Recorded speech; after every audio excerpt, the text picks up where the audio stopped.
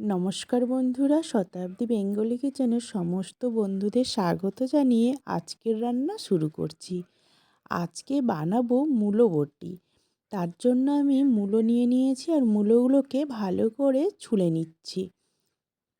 মূলোগুলোকে ছোলা হয়ে গেলে ভালো করে আমি জল দিয়ে ধুয়ে নেব। ধুয়ে এবারে একটা গ্রেটারের সাহায্যে আমি মূলোটাকে গ্রেট করে নিচ্ছি। এইভাবে আমি সমস্ত মূলোগুলোকে গ্রেট করে নেব।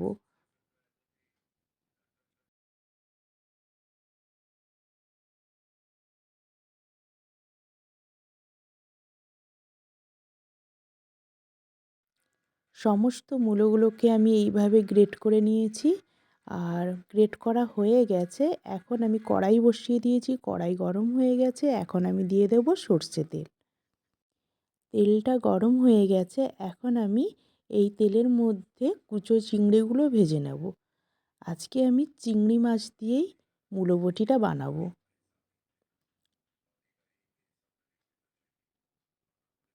হলুদ আর লবণ দিয়ে আমি চিংড়িটাকে ভাজতে বসিয়ে দিয়েছি।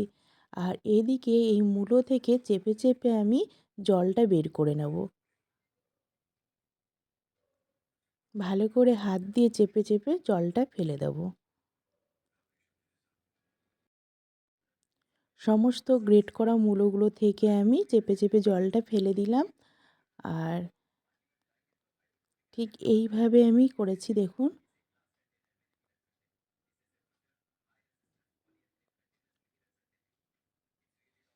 রান্নার জন্য মূলোটা একেবারেই রেডি হয়ে গেছে। এখন আমি সেই চিংড়ি মাছটাকে উঠিয়ে নেব।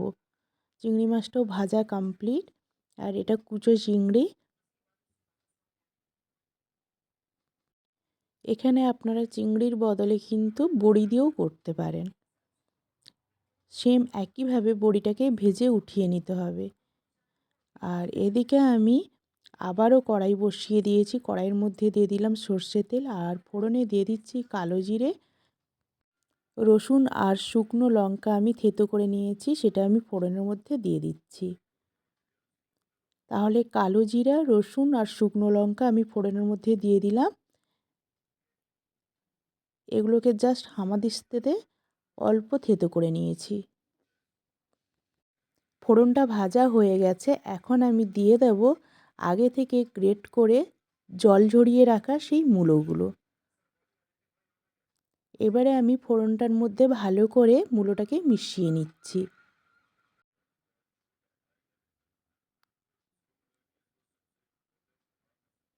এখন আমি ভাজার জন্য দিয়ে দিচ্ছি পরিমাণ মতো হলুদ আর পরিমাণ মতো লবণ। এবারে সমস্ত কিছু ভালো করে কিন্তু নাড়াচাড়া করে নিতে হবে। এখন আমি গ্যাসের ফ্লেমটা হাইতে রেখেই রান্নাটা করে নিচ্ছি। মূলোর গায়ে যে জলটা আছে সেটা ভালো করে কিন্তু শুকনো করে নিতে হবে। তাই কিছুক্ষণ আমি হাই ফ্লেমে রান্নাটা করে নেব। মূলোর গায়ের জলটা শুকনো হয়ে এলে তখন আমি গ্যাসের ফ্লেমটাতে লোতে রেখে দেব। এরপর আমি আরও ভালো করে নাড়াচাড়া করে ঠিক আগে থেকে ভেজে রাখা সেই কুচো চিংড়িটা কিছুটা মিশিয়ে নিচ্ছি। এবারে আরও ভালো করে দুটো একসাথে ভেজে নেব। এখন কিন্তু গ্যাসের ফ্লেমটা মিডিয়াম টু লোতে রেখেই করতে হবে। এখন বাড়ালে তলায় লেগে যেতে পারে, তাই এখন মিডিয়াম টু লোতে রেখেই রান্নাটা করে নিতে হবে। এই সময় সবজিটা কন্টিনিউ কিন্তু নাড়াচাড়া করতে হবে, না হলে তলায় লেগে যেতে পারে। আর এখন আমি মিডিয়ামে রান্নাটা করে নিচ্ছি। এইভাবে যদি আপনারা মূলো রান্না করেন, তাহলে যারা মূলো খেতেও চায় না তারাও কিন্তু অনায়াসে খেয়ে ফেলবে। এই রকমভাবে যদি মূলোর বটি বানান তাহলে কিন্তু গরম ভাতের সাথে আর কিছুই লাগবে না। যদি আপনারা এটা নিরামিষভাবে বানাতে চান তাহলে কিন্তু এই চিংড়ি মাছের জায়গায় বড়ি ভেজে দিয়ে দেবেন। সেটাও খেতে কিন্তু খুবই টেস্টি হয়। ভাজাটা একেবারে কমপ্লিট হয়ে এসছে। এখন আমি গ্যাসের ফ্লেমটা অফ করে দেব। তাহলে আজকের এই মূলোর বটি কেমন হলো আপনারা অবশ্যই কিন্তু কমেন্ট করে জানাবেন। আর আমার রান্না যদি আপনাদের ভালো লেগে থাকে তাহলে অবশ্যই আমার চ্যানেলটি সাবস্ক্রাইব করবেন এবং পাশে থাকা বেল আইকনটা প্রেস করে দেবেন, যাতে রান্নার নতুন নতুন ভিডিওর নোটিফিকেশন সবার আগে আপনাদের কাছে পৌঁছে যায়।